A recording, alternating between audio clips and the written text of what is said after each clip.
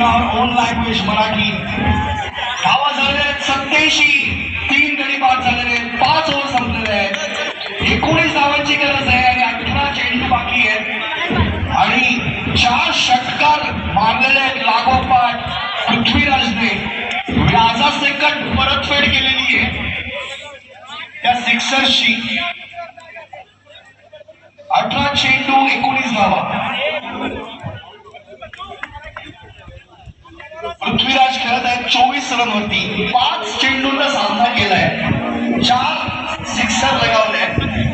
प्रसाद वटारे खेळतात 18 रनवरती, 6 चेंडूंचा सामना केलाय, 1 चौकार 2 षटकार लगावले.